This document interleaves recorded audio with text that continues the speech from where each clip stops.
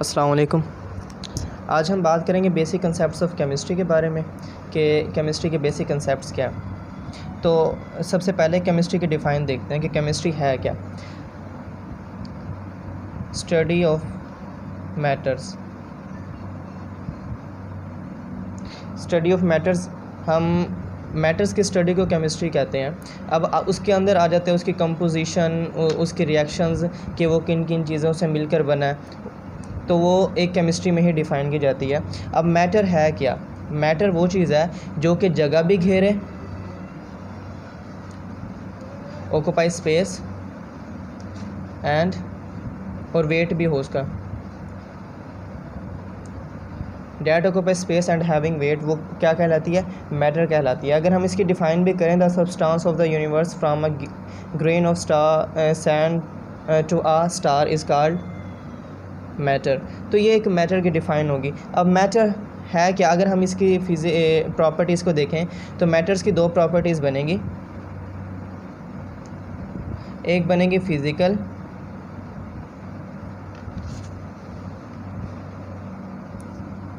Properties और दूसरी बनेगी केमिकल प्रॉपर्टीज़। फ़िज़िकल प्रॉपर्टीज़ में मैटर आ जाता है सबसे पहले लिक्विड्स, दूसरे पे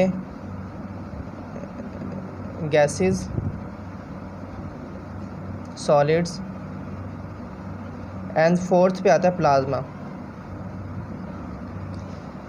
प्लाज्मा आ जाता है। और जब हम केमिकल प्रॉपर्टीज़ की बात करते हैं, इसमें आ जाती हैं दो कैटेगरीज। एक होता है प्योर सब्सटेंस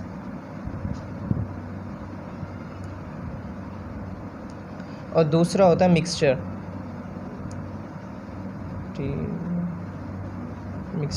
प्योर सब्सटेंस वो होता है जो कि है ही प्योर, और मिक्सचर वो होता है जब दो सब्सटेंस मिल जाते हैं तो वो मिक्सचर कहलाता है।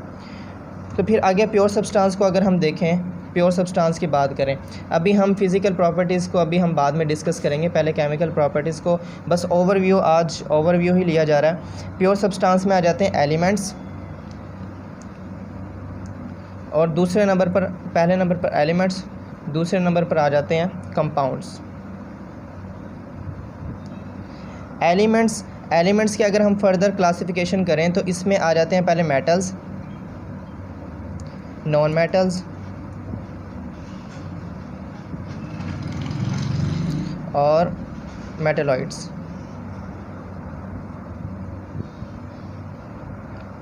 और जब हम कंपाउंड की बात करते हैं, इसमें एक हो जाते हैं ऑर्गेनिक कंपाउंड और दूसरा रहता है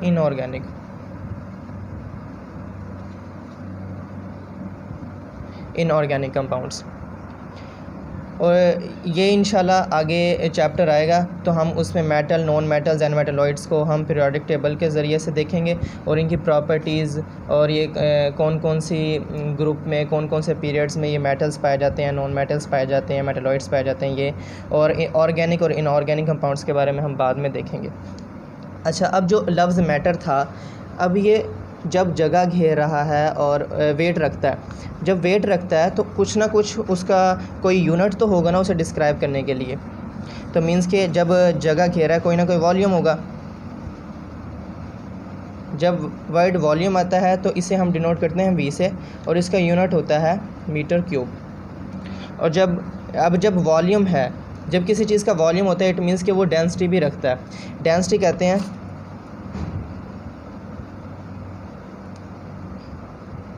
डेंसिटी को रो से डिनोट करते हैं। इसका फार्मूला होता है m ओवर वी। और मास को डिनोट करते हैं, इसका यूनिट है kg। वॉल्यूम का होता है मीटर क्यूब। तो इसका फार्मूला क्या बना? यूनिट kg पर मीटर क्यूब। ये इसका एक यूनिट बन गया। फिर आगे मैटर्स है तो उस पर फोर्स भी लगती होगी। फोर्स लगी, उसे हम F से डिनोट करते हैं। इसका फार्मूला होता है फोर्स का फार्मूला होता है ma, यानी कि product of mass and acceleration. Mass का हो गया किलोग्राम और एक्सेलरेशन का हो गया मीटर पर सेकंड स्क्वायर। अच्छा, जब फोर्स लगाया, किसी भी मैटर के ऊपर फोर्स लगी, उसने कुछ ना कुछ डिस्टेंस कवर किया। जब डिस्टेंस कवर किया तो इसे क्या कहते हैं? इसे ही हम कहते हैं वर्क। वर्क क्या है? वर्क को डिनोट करते हैं W से, और उसका फार्मूला होता है F.D। मीन्स के फोर्स लगी, उसने कुछ ना कुछ, मैटर ने कुछ ना कुछ डिस्टेंस कवर किया। फोर्स का इसे हम न्यूटन से भी डिनोट करते हैं। फोर्स का यूनिट हो गया न्यूटन, डिस्टेंस का हो गया मीटर, न्यूटन मीटर। तो न्यूटन मीटर हो गया।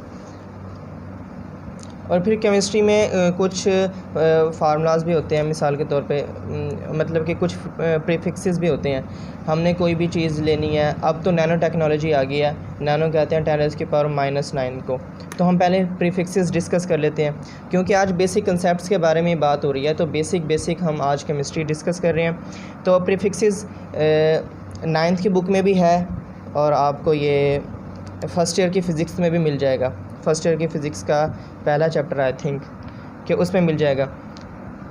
टेरा, गीगा, मीगा, किलो, सेंटी, मिली, माइक्रो, नैनो, पिको, ये प्रीफिक्सेस हैं। और कुछ ईटा, पीटा, ईटा कहते हैं 10⁻11 को, चलो लिख देता हूँ।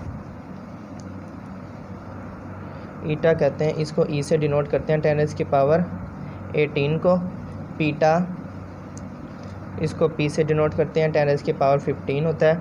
और फिर आता है टेरा, इसको टी से डिनोट करते हैं, इसके होते हैं 10⁻12 टेरा। गीगा फिर आता है,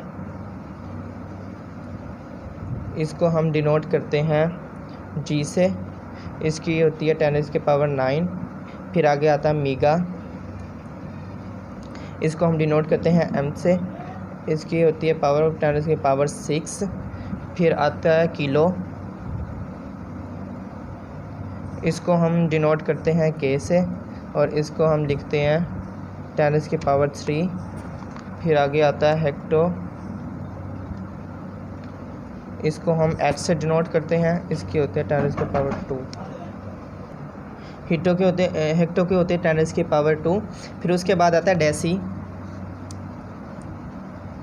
डेसी को डी से डिनोट करते हैं, और इसकी पावर होती है 10⁻1। फिर उसके बाद आता है सेंटी, इसको हम सी से डिनोट करते हैं, और इसकी पावर होती है -2। फिर आती है बारी मिली की, इसको हम एम से डिनोट करते हैं, और इसकी होती है 10⁻3।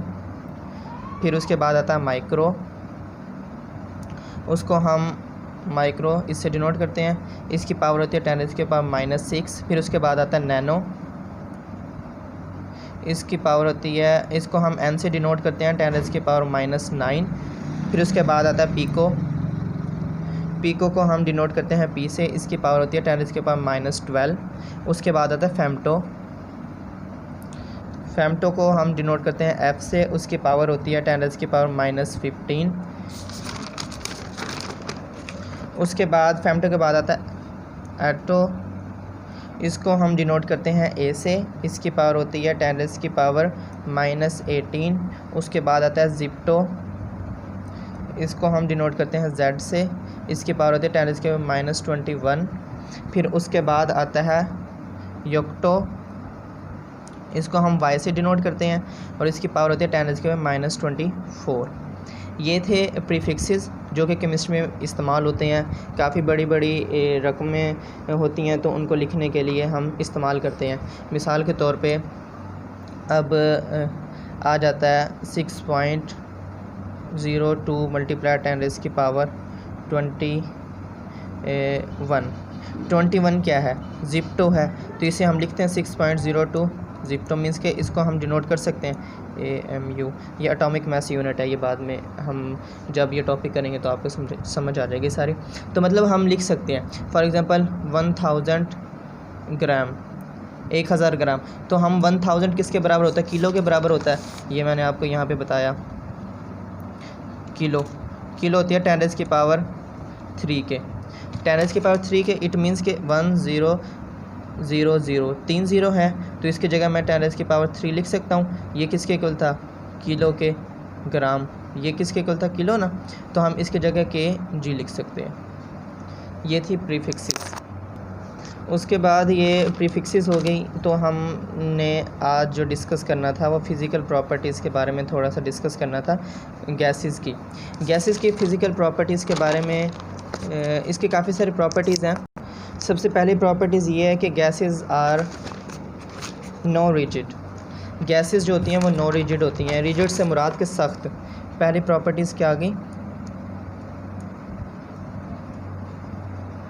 रिजिड सख्त नहीं है, मतलब कि गैसेस कंप्रेसिबल हैं। उन्हें हम अगर एक कोई भी सिलेंडर हो, उसका मूवेबल पिस्टन हो, मूवेबल पिस्टन उसे कहते हैं कि जिसे प्रेस करने से उसके ऊपर फोर्स अप्लाई करने से वो अंदर की तरफ धकेल जाए, तो उसे कहते हैं मूवेबल पिस्टन। तो नो रिजिड मतलब कि सख्त नहीं होती, इसकी कोई अपनी फ़िक्स शेप नहीं होती। सेकंड इसकी प्रॉपर्टीज़ क्या होगी? नो फिक्स्ड शेप, इसकी कोई अपनी फ़िक्स शेप नहीं होती। किसी भी बर्तन में इसे डाल दो, सिलेंडर में डाल दो, सिलेंडर की शेप इख्तियार कर लेगी। किसी शापर में भर दो, शापर के गुब्बारे में जिसे हम भरते हैं तो गुब्बारे की शेप इख्तियार कर लेगी, मतलब इसकी कोई फ़िक्स्ड शेप नहीं है। थर्ड इसकी प्रॉपर्टीज़ क्या है? No fixed volume. No fixed volume का क्या मतलब है? जितना इसे वॉल्यूम मिल जाएगा ना, उतना ये वॉल्यूम ऑक्यूपाई कर लेगी। ये नहीं है, मिसाल के तौर पे एक रूम है, उसका वॉल्यूम है इतना, और गैस जो है वो बिल्कुल थोड़ी सी है, तो मतलब ये नहीं है कि गैस सिर्फ इतने से एरिया में आ जाए, नहीं, इसको जितना वॉल्यूम मिलेगा ये उतने के उतने वॉल्यूम में ये उतना वॉल्यूम ऑक्यूपाई कर लेगी। चौथी प्रॉपर्टीज़ इसकी डिस्कस करते हैं। डेंसिटी कहते हैं मैस ओवर वॉल्यूम को। पीछे मैंने प्रॉपर्टीज़ जब उसे यूनिट बता रहा था बताया था डेंसिटी का। तो डेंसिटी कहते हैं मास ओवर वॉल्यूम को, क्योंकि गैसेस के मालिक्यूल्स वेरी दूर दूर होते हैं, बहुत ज़्यादा ना गैस के मालिक्यूल दूर दूर होते हैं, मतलब कि वॉल्यूम ज़्यादा होता है। जब वॉल्यूम ज़्यादा होगा तो इसकी डेंसिटी क्या होगी? कम। It means having low density, having low density.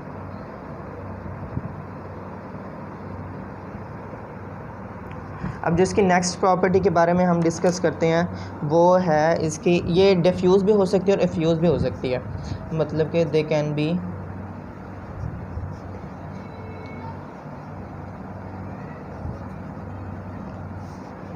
Diffuse and ये डिफ्यूज़ और एफ्यूज़। डिफ्यूज़ का क्या मतलब है कि किसी भी अगर स्मॉल उसे कोई होल मिल गया, गैस को स्केप कर जाएगी वहाँ से। मिसाल के तौर पे हमारा बाइक्स के टायर फटते हैं, मतलब कि कोई नेल वगैरह चुभी, उसे कील वगैरह चुभी, छोटा सा सुराख हो, वहाँ से गैस के पार्टिकल्स ने, गैस के मालिक्यूल्स ने निकलना शुरू कर देना, स्केप करना शुरू कर देना, इसे कहते हैं एफ्यूज़ हो जाना। और इसकी छठी प्रॉपर्टीज़ के बारे में बात करते हैं। यह है कंप्रेसिबल।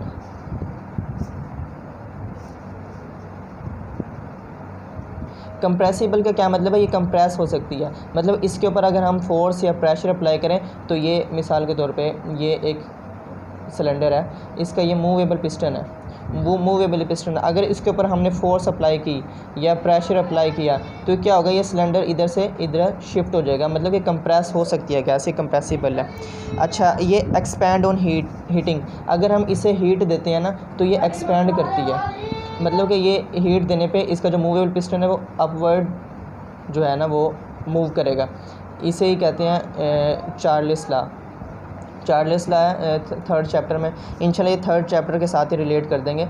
उसका है फार्मूला भी यही है कि टेम्परेचर जो वॉल्यूम है ना वो टेम्परेचर के डायरेक्टली प्रोपोर्शनल है, मतलब टेम्परेचर देंगे तो उसका वॉल्यूम बढ़ता चला जाएगा। खैर ये फिर ज़्यादा लेंथी हो जाएगा। तो अच्छा, ये हीट देने से एक्सपेंड करती है। और इसकी सातवीं प्रॉपर्टी ये है कि ये जॉल थॉमसन इफ़ेक्ट शो करती है। जॉल थॉमसन इफ़ेक्ट क्या है कि अगर हम किसी भी गैस को सडन एक्सपेंड करें तो वो एक कूलिंग सेंस देगा, मतलब गैस कूल हो जाएगी। ये भी एक टॉपिक है, वो भी बाद में डिस्कस होगा। और फिर अगर हम आठवीं प्रॉपर्टीज़ इसकी डिस्कस करें, ये है कि ये रैंडम मोशन होती है, इनकी